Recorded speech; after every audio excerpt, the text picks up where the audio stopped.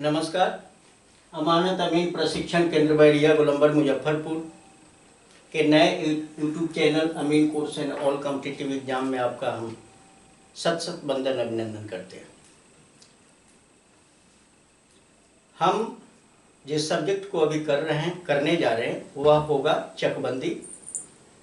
चकबंदी का कुछ क्लास इसके पहले वाले वीडियो में दे चुके हैं और चकबंदी क्या है उसको समझाते हुए चकबंदी से रिलेटेड कुछ क्वेश्चन को हमने जिक्र भी किया। आज भी चकबंदी से संबंधित ही प्रश्न पर विचार करेंगे और बारीकी से उसको समझेंगे। हमने चकबंदी से होने वाले लाभ और हानि की भी चर्चा की। आज सबसे पहले चकबंदी करने वाले कर्मचारी एवं पदाधिकारी का नाम जानेंगे कि चकबंदी कार्य में कौन कौन से कर्मचारी कार्यरत होते हैं और कौन कौन से पदाधिकारी कार्यरत होते हैं। सबसे पहले चकबंदी का कार्य जो है वह हमारे देश के लिए काफ़ी हितकर है। चकबंदी से हमने बताया कि कृषि उपज का ये 2 गुना 2.5 गुना वृद्धि हो जाती है। उत्पादन जो प्रेजेंट में हो रहा है चकबंदी के बाद उत्पादन में बढ़ोतरी हो जाती है। चकबंदी एक सिस्टम है और इसमें चकबंदी डिपार्टमेंट भी, जैसे सर्वे सेटलमेंट डिपार्टमेंट है उस तरह से चकबंदी डिपार्टमेंट है। चकबंदी की प्रक्रिया कब से आरंभ करना है, कैसे क्या करना है, ये सारा दायित्व है राज्य सरकार के ऊपर होती है और विधानसभा में इसे पारित किया जाता है और विधान परिषद के द्वारा मुहर भी लगना चाहिए कि विधान परिषद की भी स्वीकृति हो। दोनों सदन, यानी कहने का मतलब कि ये विधान मंडल के 2 सदन होते हैं, ये विधानसभा और विधान परिषद। विधानसभा में इस सिस्टम को पारित किया जाता है कि अब चकबंदी का कार्य करना है और विधान परिषद इसे कंप्लीट पारित होने के लिए विधान परिषद की स्वीकृति भी मिलनी जरूरी हो जाती है और जब दोनों सदन की स्वीकृति मिल जाती है तो अंतिम हस्ताक्षर राज्यपाल का होता है। कारण कि हर स्टेट अलग अलग अपना चकबंदी सिस्टम को देखता है। अब हमें एक बात की जानकारी लेनी है कि चकबंदी करने वाले कौन कौन से कर्मचारी होते हैं और कौन कौन से पदाधिकारी होते हैं। ये तो क्वेश्चन है, ये सवाल आपके समक्ष रखा कि जब चकबंदी का कार्य होता है तो चकबंदी डिपार्टमेंट किन किन कर्मचारी और पदाधिकारी की बहाली करता है और इन्हीं कर्मचारी और पदाधिकारी के नियंत्रण में चकबंदी का कार्य सुगमता से किया जाता है। सर्वे सेटलमेंट डिपार्टमेंट में भी यही बात है। जब सर्वे करना होता है तो उसमें भी कर्मचारी और पदाधिकारी की नियुक्ति की जाती है। लेकिन आज हम सर्वे की बात नहीं करेंगे। आज हम बात करने जा रहे हैं चकबंदी कराने वाले या चकबंदी कार्य करने वाले कर्मचारी और पदाधिकारी का नाम का जिक्र करेंगे और इस क्वेश्चन से 2 समस्याओं का समाधान आपके लिए होगा। एक समस्या तो यह है कि आज हमारे यहाँ जो स्टूडेंट ट्रेनिंग करने के लिए आते हैं वो सवाल पूछते हैं कि अगर अमानत की डिग्री हम यहाँ से लेते हैं तो क्या केवल अमीन पद पर हमारी नियुक्ति होगी या अभी भी मार्केट में ये बात बनी हुई है कि अमानत करोगे तो अमीन बनोगे। ऐसी बात नहीं है। इसमें बहुत सारे पद होते हैं। अगर बारीकी से आपने ट्रेनिंग लिया, सर्टिफिकेट मार्कशीट लिया और गवर्नमेंट जॉब में चले गए तो केवल अमीन नहीं बनते, आपके लिए बहुत सारे जॉब की अपॉर्चुनिटी मिलती है। और कौन कौन जॉब मिलते हैं, कौन कौन से पद आपके लिए खाली होते हैं, इसी में चकबंदी के कर्मचारी और पदाधिकारी का जो मैं जिक्र करने जा रहा हूं, ये सारे पद जो है सो अमीन के ट्रेनिंग से ही आपको मिलेंगे। अमीन और उसी को सर्वेयर कहिए, तो सर्वेयर ट्रेनिंग से ही मिलेंगे। तो अब हम देखते हैं कि चकबंदी करने वाले कर्मचारी और पदाधिकारी कौन कौन से हैं। पहले सवाल लिख लें, फिर बारीकी से उस पर बात करें तो ज्यादा कुशलता हम लोगों में आएगी और एक एक बात का जिक्र भी उस पर करेंगे। तो सवाल स्टार्ट करते हैं, लिख लेते हैं पहले। चकबंदी करने वाले कर्मचारी और अधिकारी कहें या पदाधिकारी कहें, कौन कौन से होते हैं, उनके नाम का जिक्र हम अभी करेंगे। प्रश्न है,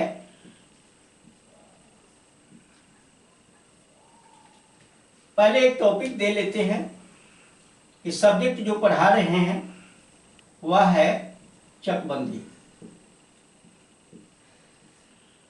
ये तो सब्जेक्ट का नाम है या एक सिस्टम का नाम है। और इसी के साथ एक प्रश्न आज हम रख रहे हैं आपके सामने, चकबंदी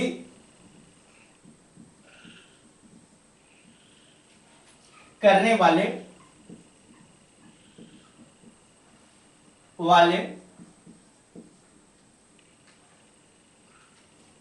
कर्मचारी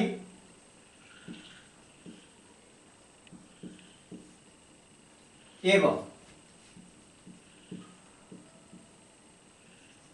पदाधिकारी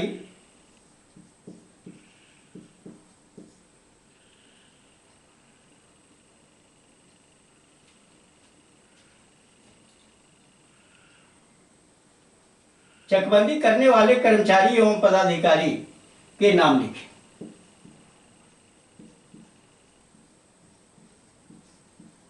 आज हम सिर्फ नाम को बता रहे कि नाम लिखना है इनका, और नाम लिखना जितना कर्मचारी होगा ये सब अमानत फील्ड से ही जाएगा और पदाधिकारी भी अमानत फील्ड से ही जाता है। इसके लिए भी सुगम रास्ता है, इसके लिए भी सुगम, इस पद को पाने के लिए भी सुगम रास्ता, इस पद को पाने के लिए सुगम रास्ता। ट्रेनिंग लेते हो, सर्टिफिकेट लेते हो तो ये दोनों आपके लिए रिजर्व हो जाता है। लेकिन आप रिजर्व तब होता है जब आप में लगन होती है। केवल सर्टिफिकेट ले लेने से आपको जॉब नहीं होता, आप में गुणवत्ता का होना अति आवश्यक है। और गुणवत्ता की जहां तक बात है, मैं एक बारीकी से एक एक पॉइंट आपके समक्ष रखता हूं, वो तो रिजर्व करना आपका काम। जीवन जगत की सारी समस्याओं को साइड करते हुए ज्ञान के क्षेत्र में जब आप कदम रखते हो तब ध्यान को एकदम केंद्रित करना चाहिए कि हमें दुनिया का सबसे अमृत चीज जो मिल रहा है वह यही मिल रहा है। अगर इस बात को आप समझ रहे हो तो फिर आगे बढ़ने से आपको कोई रोक नहीं पाएगा। तो चलिए हम लिखना शुरू करते हैं। चकबंदी कार्य करने वाले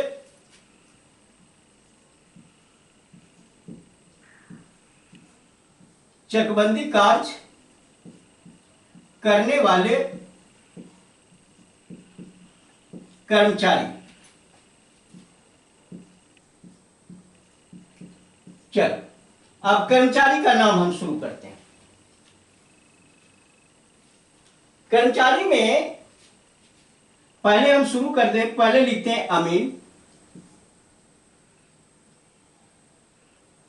अमीन ही इसलिए लिखते हैं कि सारे लोग जानते हैं कि अमानत का ट्रेनिंग करेंगे, अमीन का ट्रेनिंग करेंगे तो अमीन बनेंगे, इसलिए पहला दिमाग में यही रहता है, इसलिए हम भी लिख दिया अमीन। दूसरा होगा, वह होगा अमीन के साथ रहता है चेनमैन।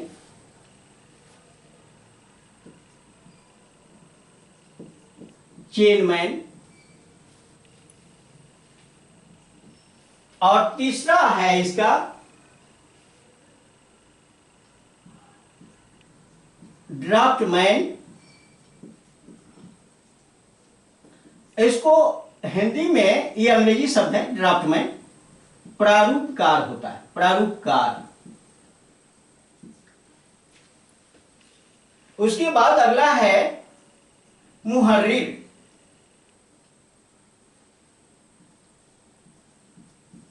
मुहर्रिर। फिर अगला पद है आदेशपाल।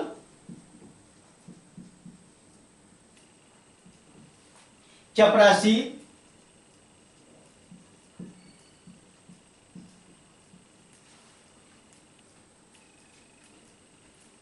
और इसके बाद आप देखते हो लिपिक।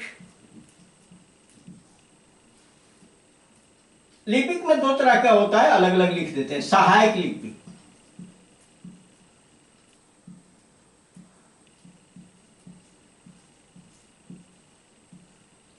प्रधान लिपिक,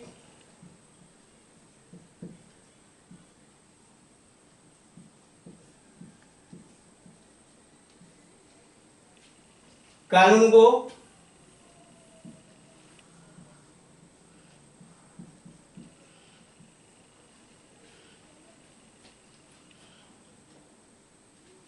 इस तरह से ये सारे कर्मचारी चकबंदी में काम करते हैं। चकबंदी सिस्टम में ये सारे कर्मचारी काम करते हैं। अमीन आप जानते हो, चेयरमैन भी जानकारी होगी। अभी हम कार्य तो किसी का बता नहीं रहे, लेकिन हल्का फुल्का एक फोकस दे रहे।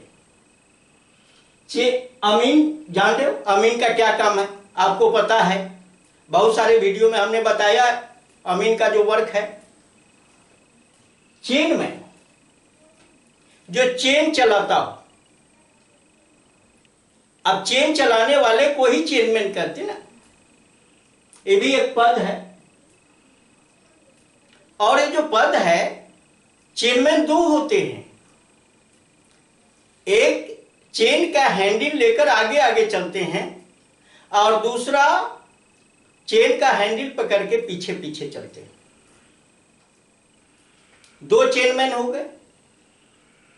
अब दो चेनमैन जो होते हैं, जो चेन का हैंडल पकड़ के जो आगे चलने वाले चेनमैन होते हैं, उस चेनमैन का नाम होता है लीडर। याद रखिएगा, उसको क्या कहेंगे? लीडर। और चेन का पिछला हैंडल पकड़ के पीछे पीछे जो चलता है, उस चेनमैन का नाम है फॉलोअर। एक शब्द कठिन तो है नहीं, आगे चलने वाला लीडर होता ही है और लीडर का फॉलो करने वाला फॉलोअर होता है। इतना दिमाग में रह गया तो चेनमैन दो प्रकार का होता है। आगे जो हैंडल पकड़ के चलता है उसको लीडर कहते हैं, और पीछे जो हैंडल लेके पकड़ के चल रहा हो उसको फॉलोअर कहते हैं। अब ये चेनमैन दो हो गए, दोनों का नाम बता दिया। ड्राफ्टमैन, ड्राफ्टमैन जो है सो मैपिंग का काम करता है। ऐसे अमीन भी, कुशल अमीन भी ये काम करता है। आपको अगर कुशलता आ गई, आप हमारे क्लास को बारीकी से समझा और बारीकी से ट्रेनिंग लिया यहां से, तो आप ड्राफ्टमैन का काम खुद करोगे।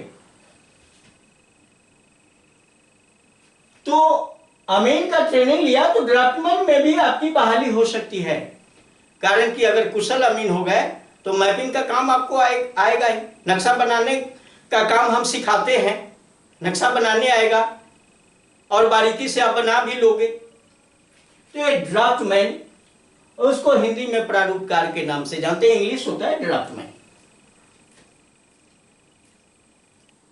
नक्शा बनाने का काम इसका होता है। अब यहां मुहर्रिर है, एक नया पद है मुहर्रिर। मुहर्रिर देखते हो कि जो अमीन मापी करता है उसका सारा लेखा जोखा अपने कॉपी पर नोट करता है, यानी अमीन से थोड़ा सा छोटा पद होता है। चेयरमैन का भी छोटा है, ड्राफ्टमैन का बड़ा है। अमीन से छोटा पद चेयरमैन का, मुहर्रिर का भी छोटा है। अमीन जो मापी करता है उसका रिटेन मुहर्रिर अमीन के साथ होता है, रिटेन करता है, यानी उसको नोट करते जाता है और बराबर चेन सही चल रहा है कि ना वो देख रेख भी करता है। ये मुहर्रिर का काम, यानी पूरा पेपर तैयार करता है, मुहर्रिर हो गया। आदेशपाल चपरासी आप खूब जानते हो। एक चीज और इसमें कानूनों के बाद, हाँ एक और जोड़ते हैं, पेशकार। पेशकार का भी पद होता है। अब चलिए, आदेशपाल चपरासी से आप परिचित हो, सहायक लिपिक भी परिचित है, क्लर्क जो होता है, और ये प्रधान लिपिक का मतलब होता है हेड क्लर्क, ये भी जानते हो। यानी इस डिपार्टमेंट का, चकबंदी डिपार्टमेंट का ये सब क्लर्क, हेड क्लर्क, चपरासी, आदेशपाल, मुहर्रिर, अमीन, चेयरमैन, ड्राफ्टमैन, कानूनगो। अब कानूनगो क्या होता है? कानूनगो जो होता है अमीन से बड़ा पद होता है, ड्राफ्टमैन से भी बड़ा पद कानूनगो का होता है। ये कानूनगो का काम देखरेख करना, चेक करना। माने कहने का मतलब कि ये पदाधिकारी तो नहीं है, कर्मचारी के अंतर्गत ही है, लेकिन समझो कि कानूनगो कमजोर पद है ही नहीं।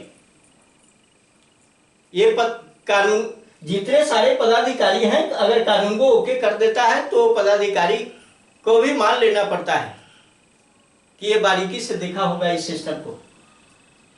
और पेशकार भी आप जानते हो कि सारे कर्मचारी, और ये सारे कर्मचारी चकबंदी कार्यक्रम में भाग लेते हैं और सब अपने अपने सिस्टम के हिसाब से ये काम करते हैं।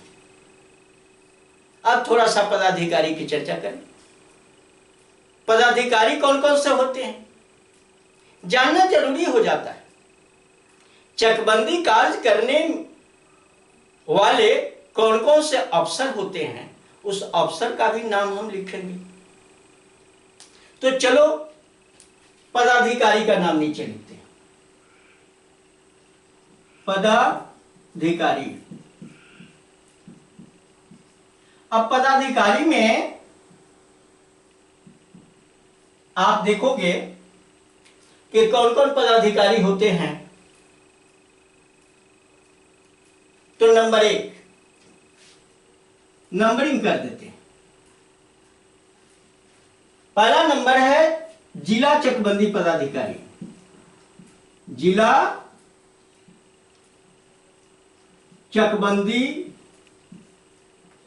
पदाधिकारी।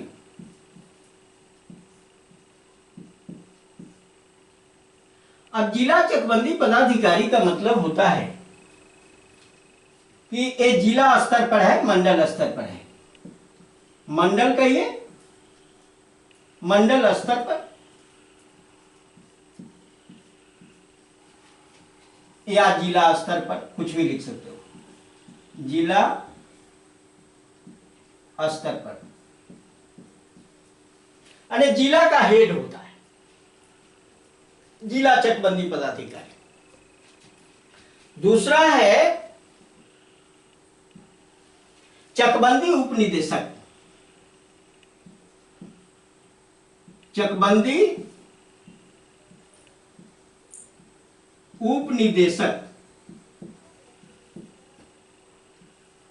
अब चकबंदी उपनिदेशक जो है यह है प्रमंडल स्तर पर। प्रमंडल स्तर पर। अब प्रमंडल आप जानते हो, मंडल से ऊपर होता है प्रमंडल। बहुत सारे लोग जब ये सब पढ़ाते हैं तो बहुत सारे लोग कंफ्यूज होने लगते हैं। आज अच्छे अच्छे पढ़े लिखे लोग भी कंफ्यूजन में पड़ जाते हैं, क्या आप लिख रहे हैं, क्या समझा रहे हैं।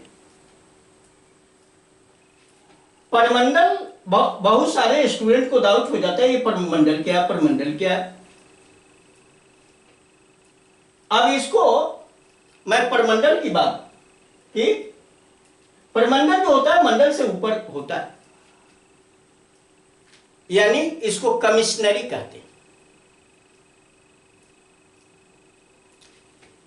एक कमिश्नरी स्तर पर है, उसी का नाम है परमंडल।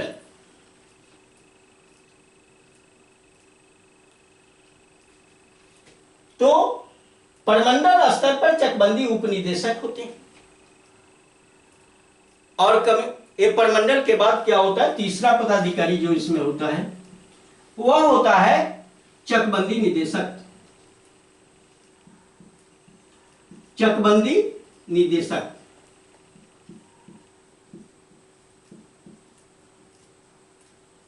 चकबंदी निदेशक जो होता है वह राज्य स्तर पर होता है। राज्य स्तर पर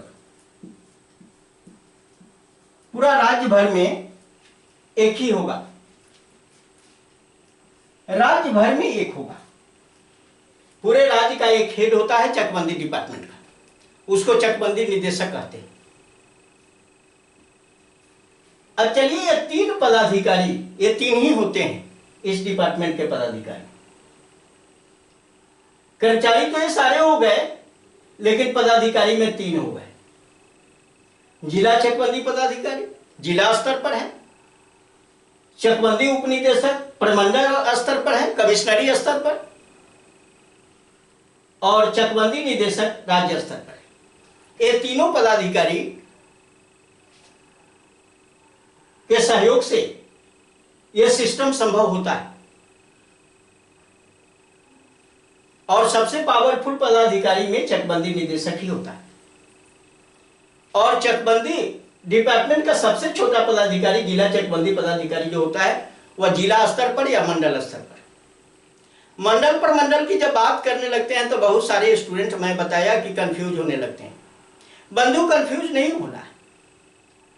बहुत सारे लोगों का हिंदी का ज्ञान कम है, थोड़ा सा मैं इस कंफ्यूजन को दूर करना चाहता हूं। देखो कैसे एक श्रेणी बनता है।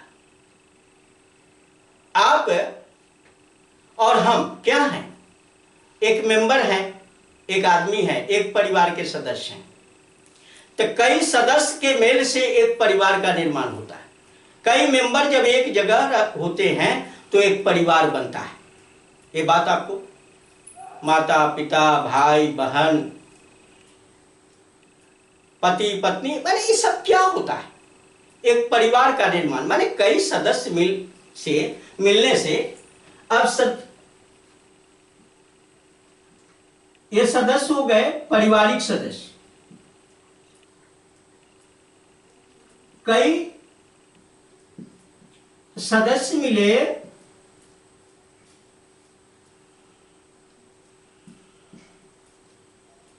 कई सदस्य के मेल से क्या बना, तो मेल से क्या बना, परिवार का निर्माण।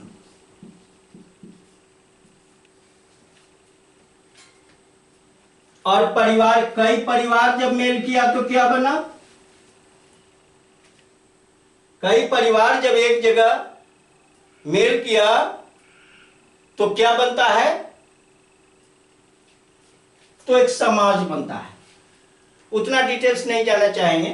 कई परिवार के मेल से गांव ले लो, नहीं तो बहुत बड़ा सिस्टम हो जाएगा। गांव बना, कई गांव के मेल से एक पंचायत बनता है।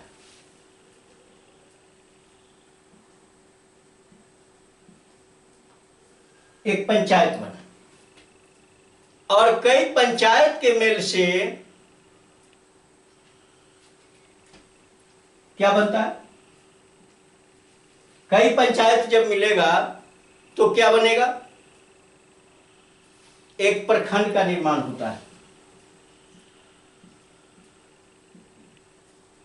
प्रखंड का निर्माण होता है और कई प्रखंड के निर्माण से एक अनुमंडल का निर्माण होता है।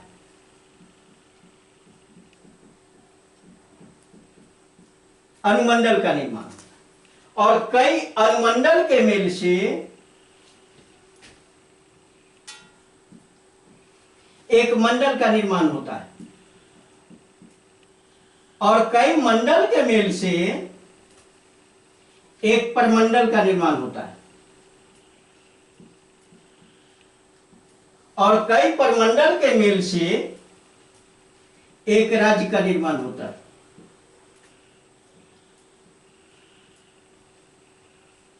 और कई राज्य के मेल से एक देश का निर्माण होता है और कई देश के मेल से एक महादेश का निर्माण होता है और कई महादेश के मेल से एक विश्व का निर्माण होता है, मतलब संसार का। एक क्रम है बंधु, एक क्रम आपको जानना चाहिए। मतलब कई सदस्य मेल किया, परिवार बना, परिवार से गांव बना, गांव से पंचायत बना, पंचायत से प्रखंड बना, प्रखंड से अनुमंडल बना, अनुमंडल से मंडल बना, मंडल से परमंडल बना, परमंडल से राज्य, राज्य से देश, देश से महादेश और महादेश से विश्व। इस तरह से ये श्रेणी है, ये हाईएस्ट श्रेणी है, बढ़ता हुआ क्रम जा रहा है। अब देखो कई पारिवारिक, परिवार का एक हेड होगा, परिवार का एक मुखिया होगा, माता हो पिता हो जो भी हो, एक हेड होगा। गांव का भी हेड होता है।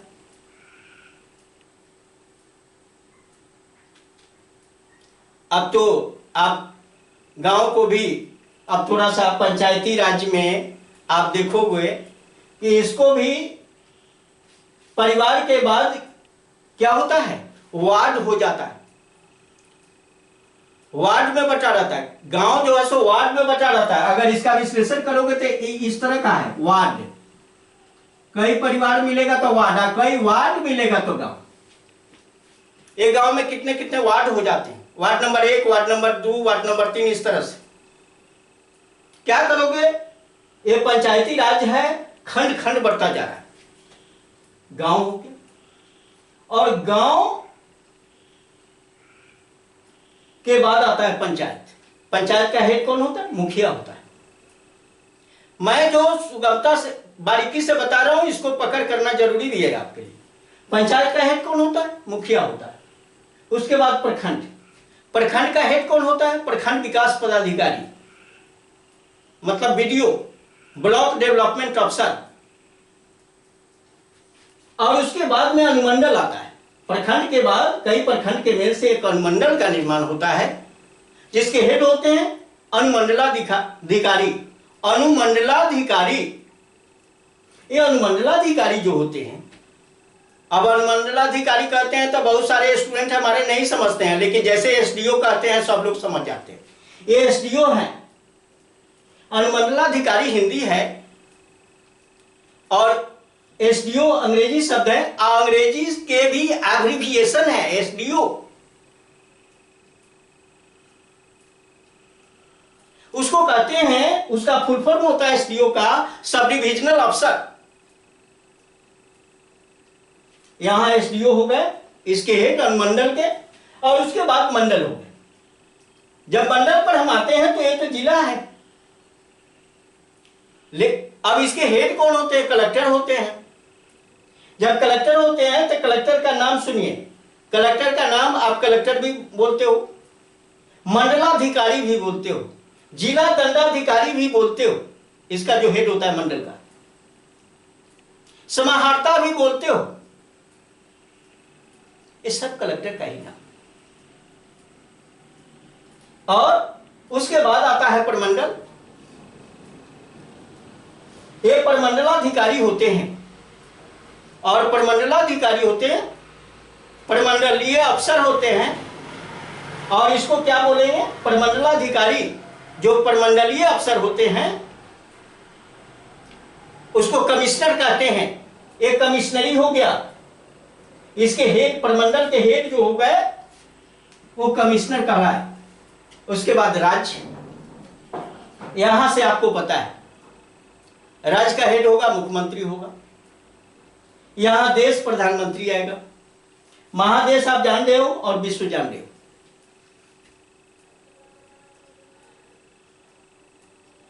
तो हम बारीकी से छोटी छोटी इकाइयों को जानने का प्रयास करो। हमने ये लिखा पर मंडल, ये बहुत सारे लोग अनभिज्ञ हैं। पढ़े लिखे लोग भी जब हम पढ़ाते हैं, इस क्लास को लेते हैं, तो पढ़े लिखे लोग, आखिर कोई मूर्ख लोग तो मेरे क्लास में ज्वाइन नहीं करते हैं ना। सारे तो, कोई इंटर है, कोई बीए है, कोई एमए है, कोई सिविल इंजीनियर है, कोई वकील है, कोई गवर्नमेंट जॉब कर रहा है, टीचर है। बहुत सारे लोग, काबिल लोग ज्वाइन करते हैं। फिर भी उन काबिल लोगों को देखते हैं कि कहीं कहीं फंस जाते हैं इन बातों में, और उनका कहना है कि थोड़ा सा छोटे क्रम से बड़े क्रम की ओर आप ले चलिए, तो थोड़ा समझ में थोड़ा विश्लेषण कर दीजिए, दिमाग से आउट हो रहा है। अब क्या करें, हमें तो करना पड़ेगा। कारण कि आप में अगर कुशलता लानी है, आपको कुशल बनाना है, तो हम एक एक पॉइंट पर बात करेंगे आपके साथ। आप किसी तरह से कुशल बन जाओ और फहरा दो ऊंचाई तक पताखा, और सोच लो कि बेरोजगारी समाप्त है। बेरोजगारी शब्द बड़ा घृणित शब्द है, उससे अलग हटने का प्रयास करो। लेकिन सोच लो कि बेरोजगारी भगा देना है, जोश जुनून जज्बा है, तो बेरोजगारी भाग जाएगा। अगर नहीं है तो हाथ पर हाथ रख के बैठे रहो। कारण कि कहा गया है कि इंतजार करने वाले को चीजें तो मिलती ही हैं, लेकिन सिर्फ और सिर्फ वही मिलती है जो संघर्ष करने वाले छोड़ देते हैं। आप इंतजार नहीं करो, मिलेगी संघर्ष करने वाले का जूठा मिलेगा। संघर्ष करने वाला अगर अफसर होगा तो आप प्यून बनोगे। कल्याण तो उसी में है ना। तो क्या प्यून बनने के लिए हमारा जन्म हुआ? क्या यही काम हम करना चाहेंगे? हम अफसर क्यों नहीं बने? आखिर कोई तो आदमी है तो अफसर बनता है। ये देवता तो नहीं आ गया कहीं से, भूत तो नहीं आ गया। आपको मेहनत करना चाहिए, आपको लगन के साथ काम करना चाहिए।